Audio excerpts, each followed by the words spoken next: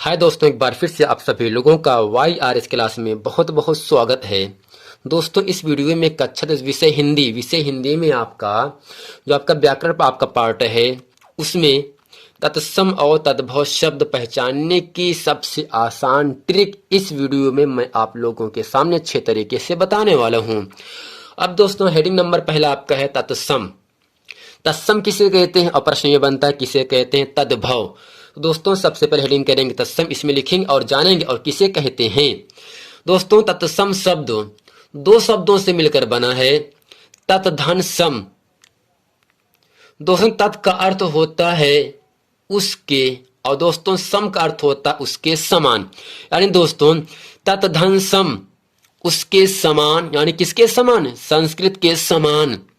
हिंदी में बहुत से शब्द संस्कृत से सीधे आ गए हैं और आज भी उसी रूप में प्रयोग किए जा रहे हैं।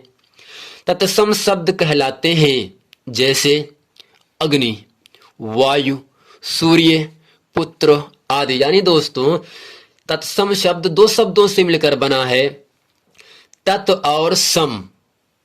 तत् का अर्थ होता है उसके और सम का अर्थ होता है उसके समान।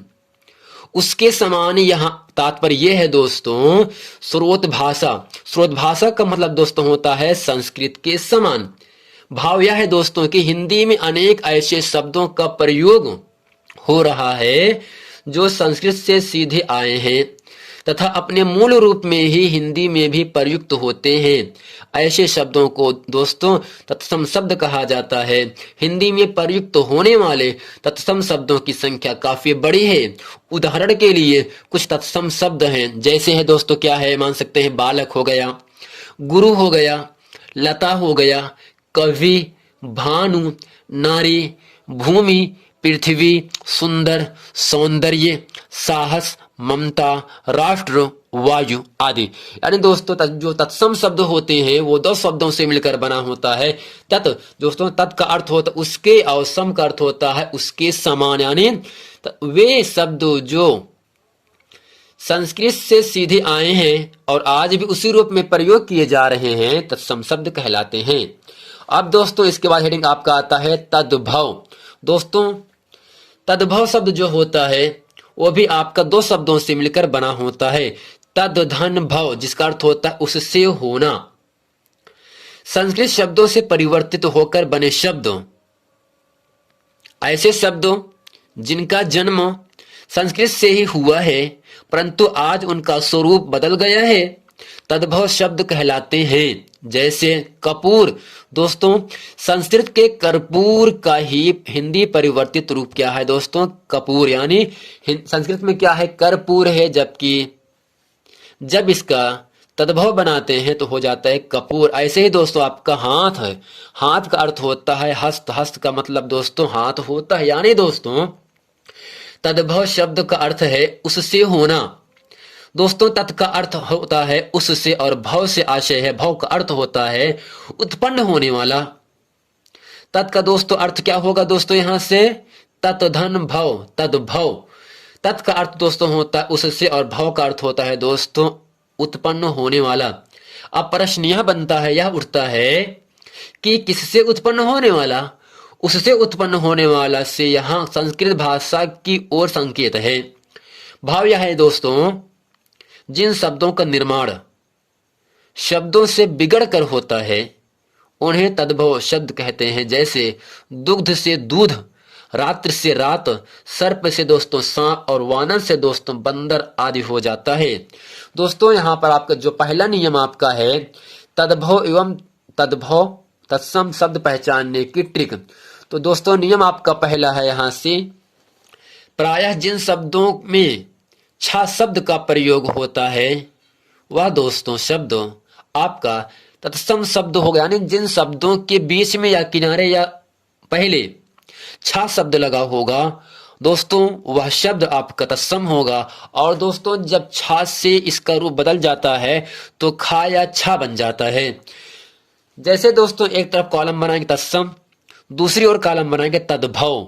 अब यहां से आपके सामने है क्षीर, इसमें छा शब्द लिखा है ना, यानी जिन शब्दों में छा शब्द लगा होगा, जितने भी दोस्तों शब्द हैं यहां से, उन सभी शब्दों में क्या लिखा है? छा शब्द लिखा है। तो ये सब शब्द क्या है दोस्तों? तत्सम है। अगर छा अपना रूप चेंज करता है तो वह खाया छा के रूप में प्राप्त कर लेता है। तो जिन शब्दों के अंतर में दोस्तों छत्र होगा, प्राय वो सभी शब्द आपके तत्सम होंगे। और छत्र का विखंडन रूप क्या होगा दोस्तों? खा और छा होता है। जैसे क्षीर का दोस्तों क्या होगा? खीर, यानी छा से खा बन गया। या दोस्तों छा से छा बन सकता है, छत्र से छा बन सकता है। अक्षर, अब दोस्तों अक्षर से अक्षर बन गया। परीक्षा, छा शब्द आ रहा है ना, तो यह इसका हो गया परीक्षा। दोस्तों साक्षी का साखी, ऐसे ही दोस्तों यहां से हो गया। अक्ष का आंख होगा, क्षेत्र का खेत होगा, दक्षिण का दाहिना होगा, मछिका का मक्खी होगा, भरछड़ का मक्खन होगा, और अक्षत का अक्षत हो जाएगा। ऐसे ही दोस्तों अछोब का अछो होता है, और अछोट का अखरोट होता है। यानी दोस्तों जितने भी शब्द हैं, इन सभी शब्दों की शुरुआत में बीच में किनारे छत्र शब्द लगा है। तो प्रायः जिन शब्दों में छत्र शब्द लगा होगा, वो सभी शब्द तत्सम शब्द के अंतर्गत आते हैं। अब दोस्तों इसके बाद दूसरा नियम आपके सामने है। प्रायः दोस्तों जिन शब्दों के अंत में ज्ञा शब्द लगा होगा, यानी जिन शब्दों में ज्ञा शब्द लगा होगा, वो सभी शब्द तत्सम शब्द होते हैं। जैसे राज्ञी, दोस्तों राज्ञी का रानी होता है तद्भव, जबकि सज्ञान का तद्भव सयाना होता है, और दोस्तों अज्ञान का दोस्तों तद्भव अनजान होता है। यानी जिन शब्दों के अंत में या किनारे या पहले ज्ञा शब्द लगा होगा, वह शब्द आपका तत्सम शब्द होगा। जिन शब्दों के बीच में या पहले छत्र शब्द लगा होगा, प्रायः वो सभी शब्द आपके तत्सम शब्द के अंतर्गत आते हैं। दोस्तों उम्मीद करते नियम नंबर आपका पहला, छत्र और ज्ञा शब्द का तत्सम अच्छे तरीके से आप समझ गए होंगे। आगे चलते हैं आपको लेकर नियम नंबर दूसरे में। अब दोस्तों नियम नंबर आपका दूसरा है, पराया तत्सम में वाह शब्द लगा होता है। तत्सम में क्या होगा दोस्तों? वाह होगा। जबकि दोस्तों जब वह अपना रूप चेंज करता है तो वह बा बन जाता है। यानी अगर शब्दों में वाह शब्द लगा है आपको तत्सम कहलाएगा, अगर बा शब्द लगा है आपका तद्भव शब्द कहलाता है। दोस्तों एक तरफ कॉलम बनाएंगे तत्सम, दूसरी ओर कॉलम बनाएंगे काले पेन से तद्भव। इसमें लिखेंगे और जानेंगे वणिक वाह है दोस्तों, वणिक का बनिया होता है, जबकि वर्षा का बरसात होता है, वक का बगुला होता है, वर यात्रा का दोस्तों बारात होता है, विवाह का दोस्तों ब्याह होता है, वानर का दोस्तों बंदर होता है। ऐसे ही दोस्तों विद्युत का दोस्तों बिजली होता है, उद्वर्तन का दोस्तों उबटन होता है, वत्स का दोस्तों बच्चा होगा, और वधु का दोस्तों बहू होता है, वर का दोस्तों बर हो जाता है, और विभीतिक का दोस्तों बहेड़ा होता है, द्विवेदी का दोस्तों दुबे होता है, और दोस्तों आपका वर्कर का दोस्तों बकरा होता है। यानी दोस्तों जितने भी शब्द आपके दिख रहे हैं तत्सम में, उन सभी शब्दों में दोस्तों देखिए ध्यान से, वह शब्द सब शब्दों में लगा है ना, तो वह शब्द का लगा है तो वह आपका तत्सम कहलाएगा। और जबकि तद्भव शब्द में जितने भी शब्द हैं, उन सभी शब्द में देखिए आप ध्यान से बा शब्द में लगा है ना, बा बा बा। तो जिन शब्दों में प्रायः वह शब्द होगा तत्सम कहलाएगा, जिन शब्दों में प्रायः दोस्तों बा शब्द लगा होगा आपका तद्भव कहलाता है।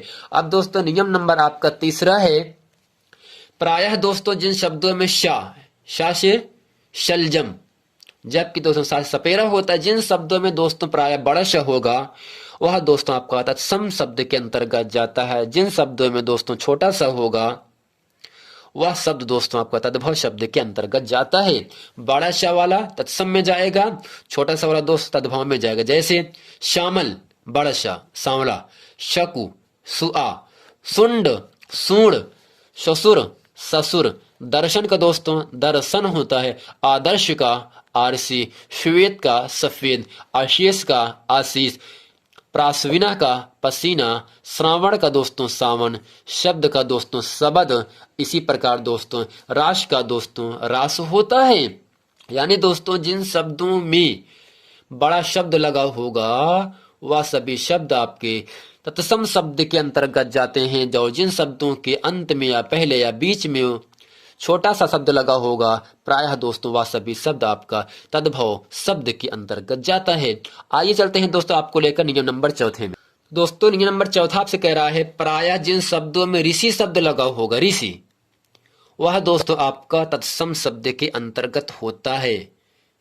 जैसे रात्रि, रात्रि का दोस्तों क्या होगा, आपका रात होता है। राजपुत्र का त्रा रहा ना, राजपुत्र का दोस्तों राजपूत होता है।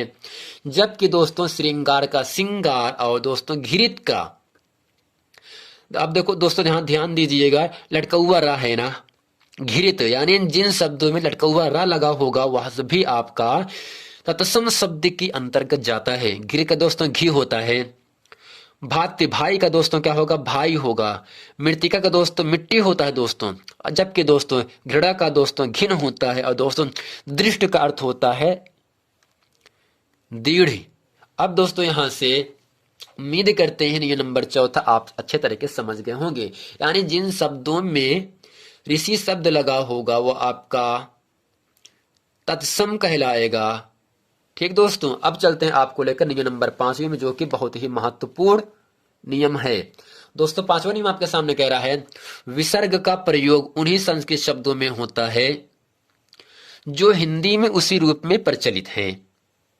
ठीक दोस्तों, यहाँ पर जब दो बिंदी लगा होता है ऊपर नीचे, अब दोस्तों इसे क्या कहते हैं, विसर्ग कहते हैं। जैसे कर्पूरहद में दोस्तों क्या है, विसर्ग लगा है तो आपका संस्कृत वाला रूप चला जाएगा। अगर विसर्ग को हटा देंगे तो आपका हिंदी में चला जाएगा ज्येष्ठा। अब दोस्तों दो बिंदी हट गए यहां से ना, आगे आपका ज्येष्ठ आधा जा रहेगा। ठीक दोस्तों, अब दोस्तों प्राय जिन शब्दों में छत्र, त्रा, ऋषि, अर्धवर्ण अर्थात रा या शा सा, रा दोस्तों अपना रूप चेंज करता आधारा में, या दोस्तों अपना रूप चेंज करता है जा में, जबकि दोस्तों बड़ा सा अपना रूप चेंज करता है छोटे सा में, और दोस्तों सा षटकोण होता है, जब यह अपना रूप चेंज करता है तो सा और घा में चेंज कर लेता है। यानी दोस्तों जिन शब्दों में छत्र रि शब्द लगा होगा या उसका रूप रा या शा सा होगा, प्राय वो सभी शब्द क्या होंगे दोस्तों, तत्सम शब्द के अंतर्गत होते हैं।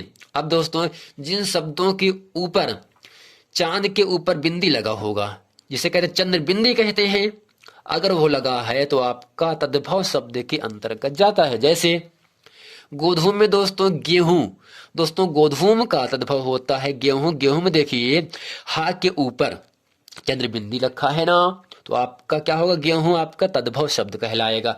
अब दोस्तों यहां से है मुख, मुख का दोस्तों मुंह होता है। समुद्र का दोस्तों मुछ होता है। ग्राम का दोस्तों गांव होता है।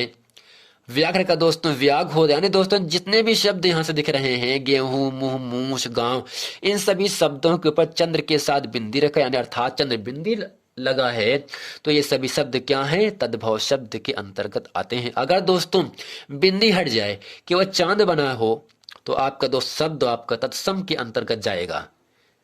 अब दोस्तों यहां से है भ्रू। अब दोस्तों भ्रू का अर्थ होता है, भ्रू का तद्भव होता है भाव। नकर का जो दोस्तों नर्क का अर्थ होता है नाक। भाद्रपद का दोस्तों अर्थ होता है यहां से भादो, और गिरगिर का दोस्तों अर्थ होता है गीध। ठीक इसी प्रकार दोस्तों यहां से है युग का जुग होता है, ये अपना रूप चेंज करके दोस्तों जा बन जाता है। ठीक ऐसे यहां से या से जा बन गया। अब दोस्तों या से जा बनेगा, युवा का जवान हो गया। षष्ठ का दोस्तों छठा हो गया। आशीष का दोस्तों आशीष हो गया। शिष्य का दोस्तों शिष्य हो गया। अब दोस्तों उम्मीद करते हैं इस वीडियो में तत्सम और तद्भव शब्द किसे कहते हैं और इन सभी शब्दों को पहचानने की ट्रिक अच्छे तरीके से आप समझ गए होंगे। दोस्तों उम्मीद करते हैं यह पूरा प्रश्न वीडियो आप लोगों को अच्छे तरीके से समझ में आ गया होगा। यदि ये वीडियो आप लोगों को समझ में आ गए तो वीडियो को लाइक, सब्सक्राइब और शेयर करना न भूलें। मिलते हैं दोस्तों नेक्स्ट वीडियो में, तब तक के लिए थैंक यू।